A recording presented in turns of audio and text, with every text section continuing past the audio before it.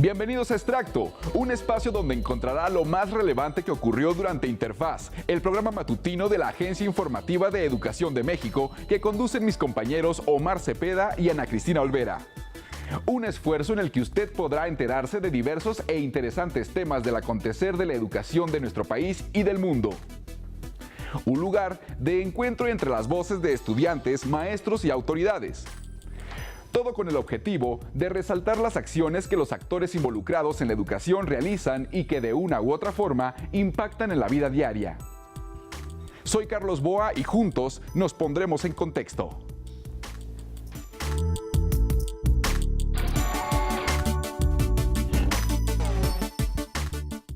Una parte fundamental en la formación de nuestros médicos es la etapa como residentes en los hospitales.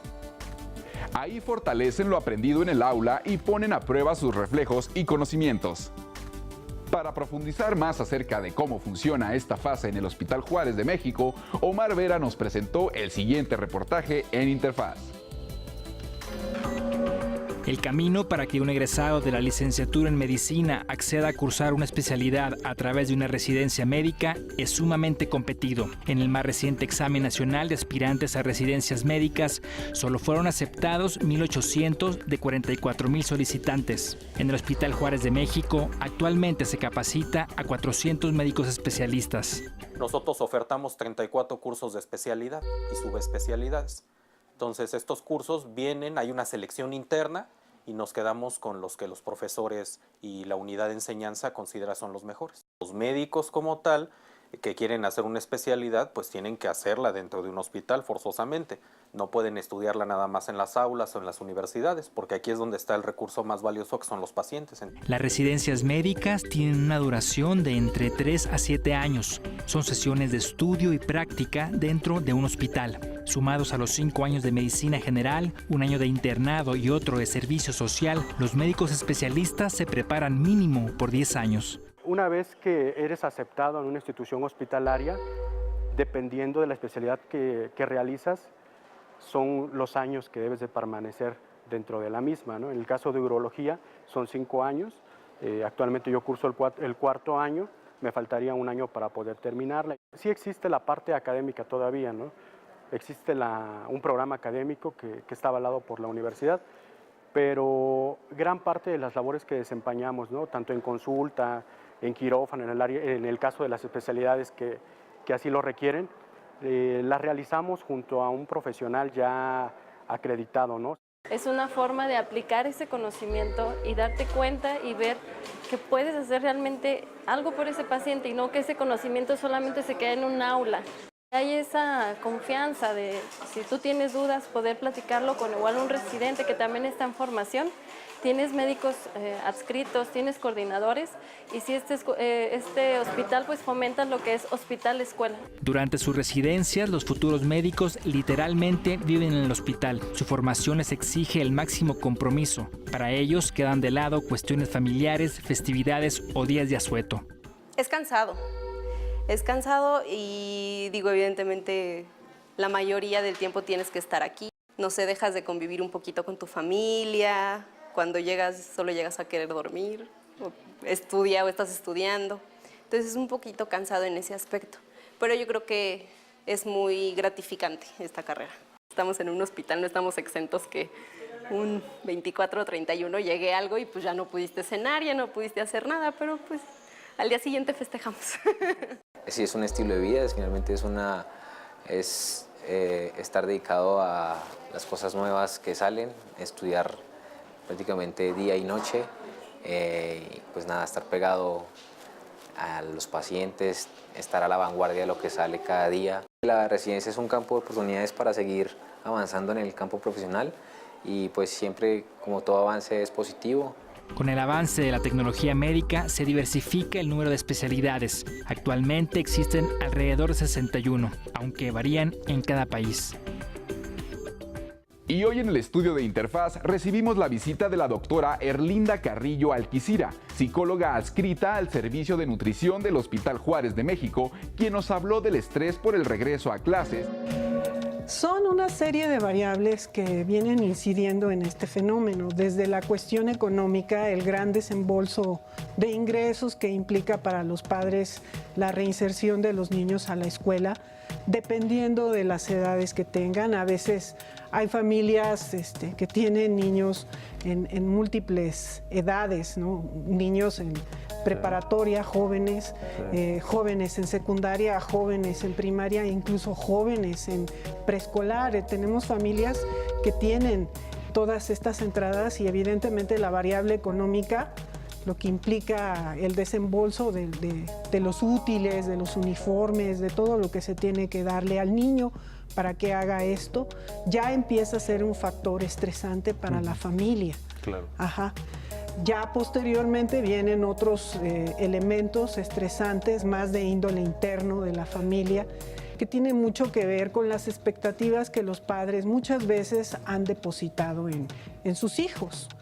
Y estas expectativas, aunque el niño claramente no las colija, sí las experimenta, sí las siente, sí las manifiesta. A veces en trastornos somatomorfos es muy común el niño que se quiere vomitar antes de ir a la escuela, que misteriosamente le empieza a doler el estómago, le duele la tripa, que le duele la cabeza, y que muchas veces no es que el niño esté fingiendo dolor, no, efectivamente el niño llega a vomitarse, efectivamente incluso se dan cuadros de aumento de temperatura basal en el niño, y se ha visto que son trastornos somatomorfos por el estrés de la implicación de la vuelta a la escuela. Claro. Entonces son varias cosas. El cambio a la escolarización es un cambio muy profundo, porque es la primera vez, sobre todo cuando hablamos de preescolar, o incluso antes de preescolar, maternal, en que el niño sale de su entorno familiar para enfrentar una serie de relaciones, de situaciones nada familiares. Es su primer contacto social más allá de la familia. Si el niño no tiene la contención, el sustrato, el apoyo necesario, se pierde, se siente a merced de los elementos allá afuera, aunque tenga mises muy cariñosas, maestras muy comprensivas que ayudan bastante, pero evidentemente una maestra altamente pedagógica, afectiva, empática, no va a hacer el trabajo de una mamá, de un papá. Entonces este cambio es bastante brusco para los pequeños y muchos presentan llanto, angustia de separación, que es uno de los trastornos más comunes. El niño no quiere soltar a su mamá, tiene la impresión, la fantasía que no hay que subestimar de que mamá ya lo fue a abandonar al kinder. Esto en la primaria continúa en algunos niños de 6, 7 años hasta 8 años. Acontecen sucesos como la eneuresis, que es otro de los trastornos de la infancia, producidos por este cambio brusco de estar en el entorno familiar a ir a un entorno más abierto como el escolar, con gente que no es de mi familia. Se da eneuresis, sonambulismos. Tenemos niños que de repente empiezan a tener eventos de sonambulismo y no tienen ningún desorden neurológico, niños con eneuresis que empiezan a orinar la cama, o más grave aún, encopresis, se hacen popó, y no porque les dé flojera ir al baño, sino porque están en una etapa regresiva en donde quisieran ellos volver a ser pequeñitos para no tener que afrontar esta responsabilidad. A eso le agregamos los otros factores que te estaba comentando, como el desembolso económico, el tráfico que enfrenta la Ciudad de México, que a veces las escuelas de los pequeños pues coinciden y a veces no coinciden, y es estarlos repartiendo o estar viendo un desembolso extra para un bus escolar. Todo esto tiene un efecto dominó, efecto dominó.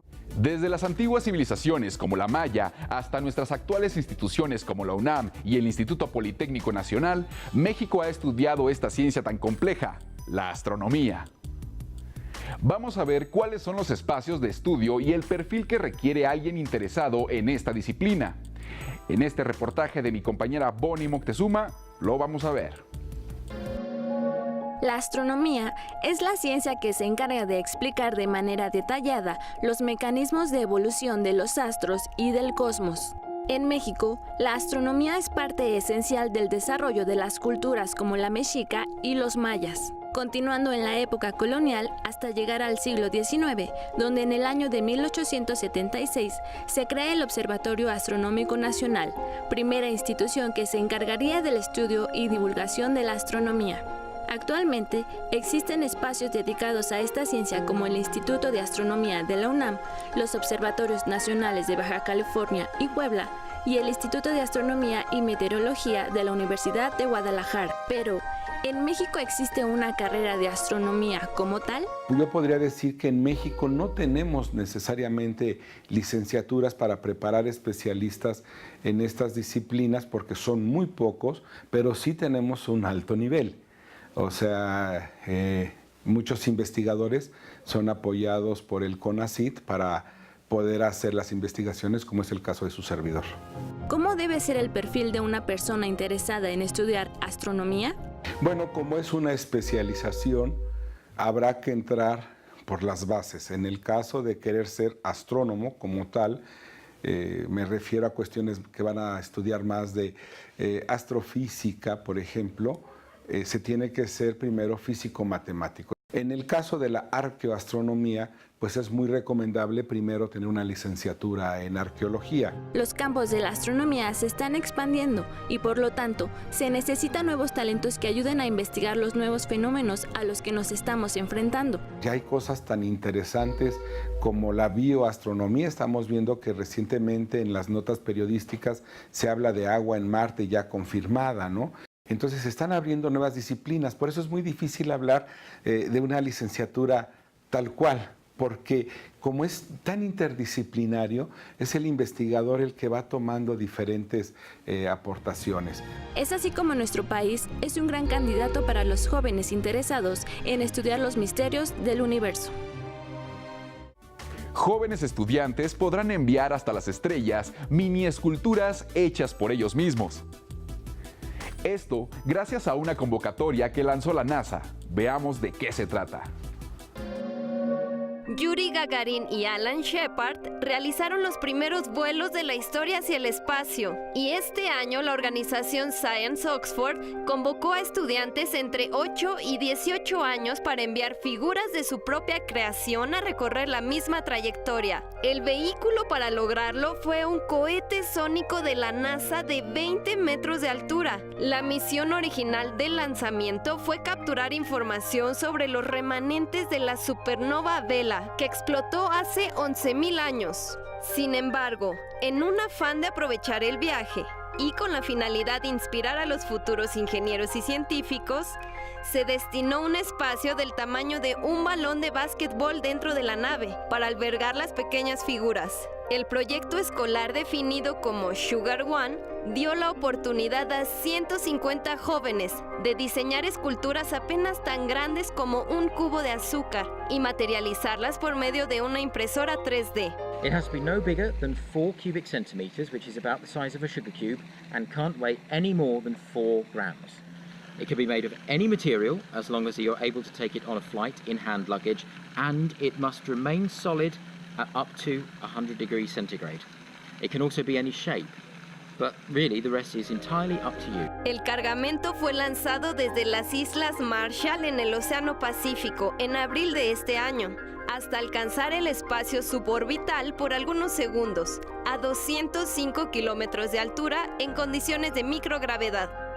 265 seconds is when we hit our apogee, which is the highest point that we get away from the Earth. El lanzamiento siguió una ruta parabólica que concluyó en el océano. Con este cohete sónico, la NASA puso además en práctica por primera vez la nueva técnica de recuperación de cohetes desde el agua, una alternativa a los típicos aterrizajes en arena y que les permitirá reutilizar la mayoría de las partes del cohete para futuras misiones.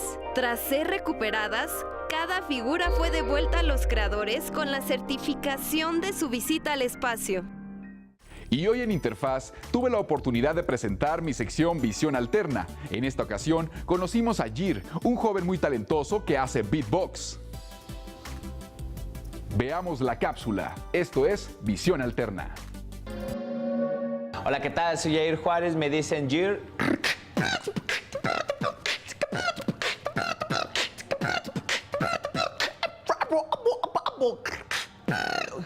y hago beatbox.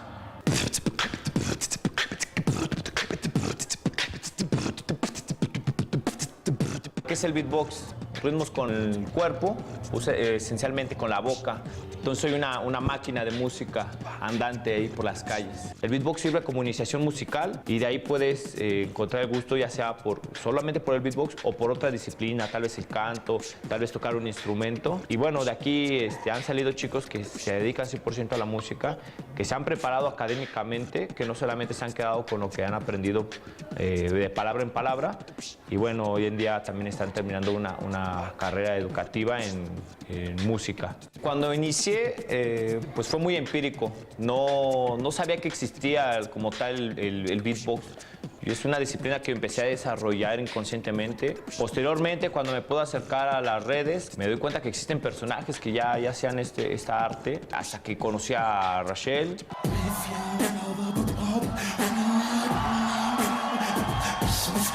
Y a partir de él empecé a conocer también a las personas que él seguía y pues me involucré más en la escena del beatbox. Me sentí muy cómodo desarrollando el beatbox, me di cuenta que era algo que podía hacer y pues así ya pasaron ya más de 15 años haciendo esta disciplina.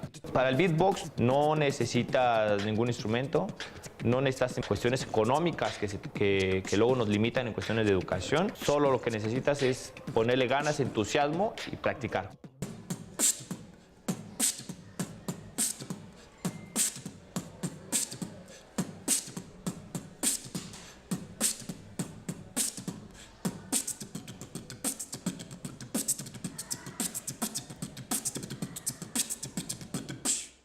Los talleres se dan en el Faro Indios Verdes. El Faro Indios Verdes no te cobra, es parte de la Secretaría de Cultura y por lo tanto es gratuito. El Faro ha aportado un espacio para el taller de beatbox.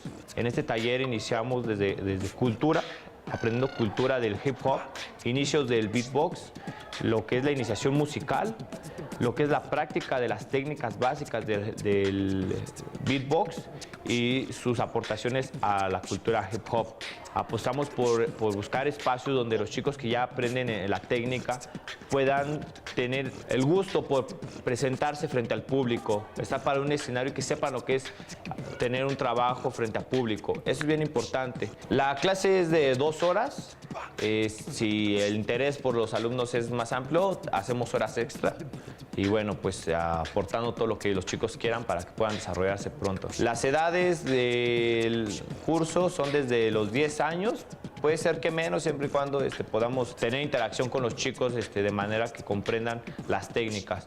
Hay quienes les cuesta más trabajo, entonces pues tenemos que hacer un taller para menores. Queremos seguir generando personas que aparte de aprender beatbox, enseñen beatbox a otras personas, porque hay comunidades que no tienen acceso al arte de alguna manera, a un instrumento, pero en el beatbox el arte está en tu cuerpo.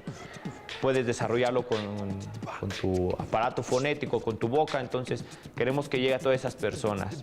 En un futuro queremos que las mayorías, los niños que no tienen conocimiento por el beatboxing, lo conozcan, lo desarrollen y de ahí la semilla crezca para generar personas más conscientes en el arte. Considero que el beatbox es muy sencillo de desarrollar, que las técnicas son muy sencillas, pero lo complicado es sonar diferente. Que el beatbox que tú generas sea diferente, que sea auténtico y que no suene como el de los demás. Eso es importante porque eso te hace auténtico en tu trabajo.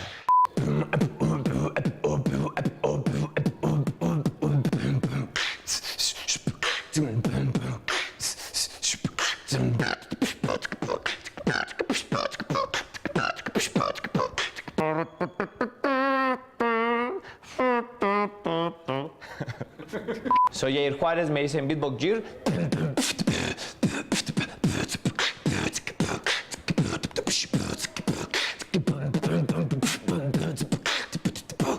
Y tengo visión alterna. Hace unos días, la lucha libre fue declarada Patrimonio Cultural de la Ciudad de México, pero en este deporte de alto rendimiento podemos encontrar a jóvenes comprometidos con la disciplina y además con los estudios. Veamos el reportaje que nos preparó mi compañero Jorge Rubio para Interfaz.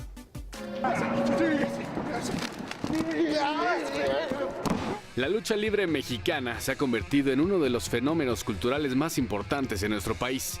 Las máscaras de luchador representan parte de nuestra cultura alrededor del mundo y los extranjeros que visitan México siempre tienen en su lista de lugares a visitar las luchas. La formación deportiva que tiene la lucha libre ha ido evolucionando. Ahora cada vez son más los niños y jóvenes que entienden que lo más importante es la formación académica y que si lo complementan con alguna disciplina deportiva tendrán una ecuación perfecta. A todos los niños que quieran ser luchadores, recuerden, pueden combinar la lucha libre siempre y cuando le echen ganas a sus estudios. Cada alumno que viene conmigo trae una ilusión, un sueño de un servidor, imparte el conocimiento a todos ellos, lo que he aprendido durante estos 28 años. Conocido como Troyano, este joven de 22 años estudia la carrera de Historia en la Facultad de Filosofía y Letras de la UNAM y al igual que el pequeño de 13 años llamado Red Boy, quien estudia en la secundaria número 3 Héroes de Chapultepec, saben que la educación es fundamental en su desarrollo. A nivel cultural, pues representamos mucho, ¿no? Tú viste a mis compañeros, las máscaras, los equipos, el colorido, ¿no? De cada equipo, cada uno tiene un sello particular. La mía, como podrás ver, es un tipo casco, muy entre romano, griego, el personaje pues lo amerita y al yo estudiar historia pues mi gusto por estos libros antiguos, ¿no? De la Ilíada, la Odisea. Yo salgo de su pobre casa a las 5 de la mañana, llego a la escuela a las 8, 7:30, 8, de 8 a 1 tengo mis clases, de la 1 córrele para acá a la Arena México, empezar 2, 2:30. Cámbiate a las prisas, a las 3 empieza el entrenamiento, de 3 a 5, pero ya vienes cansado, el estrés de la gente, el transporte público aquí en la Ciudad de México es un caos.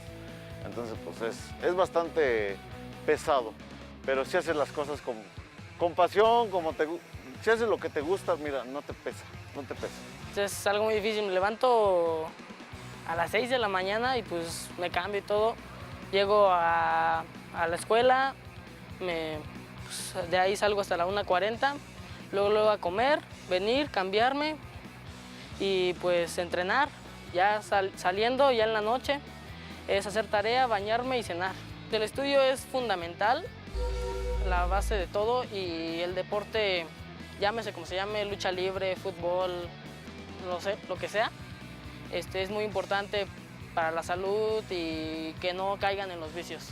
Tomar una decisión, elegir un deporte para combinarlo con los estudios, nunca es sencillo. Desde pequeño conocí este deporte por mi familia, aficionados todos de Hueso Colorado, entonces un día me trajeron aquí a la Arena México y fue sorprendente, la verdad, ver a los luchadores, la pasarela, fue una experiencia muy grata, la verdad. Este deporte lo llevo en la sangre, mi papá es luchador, mis tíos son luchadores, mis primos también entrenan para ser luchadores y pues yo vivo, sueño y como lucha libre. Yo aquí llegué así sin nada, pero ya gracias a la ayuda del profesor y de los compañeros voy mejorando cada día más. Mi sueño es ser alguien exitoso, llegar a una función de aniversario, ser el protagonista de esa función, que toda la arena grite mi nombre. Échenle ganas, ya saben, no a las drogas, sí al estudio. Llegamos al final de Extracto con lo mejor de Interfaz. Todos los días le estaremos presentando este resumen de nuestro programa matutino. Y no se pierda mañana la información educativa de la mano de Omar Cepeda de 9 a 10:30 de la mañana en Interfaz. A las 9 de la noche sintonice EduByte con mi compañero Enrique Lascano, quien le traerá lo más relevante de la agenda educativa. Y cierre el día, por supuesto, con este resumen y no olvide seguirnos en nuestras redes sociales. Soy Carlos Boa y en nombre de todos los que hacen posible este esfuerzo informativo, gracias por su atención.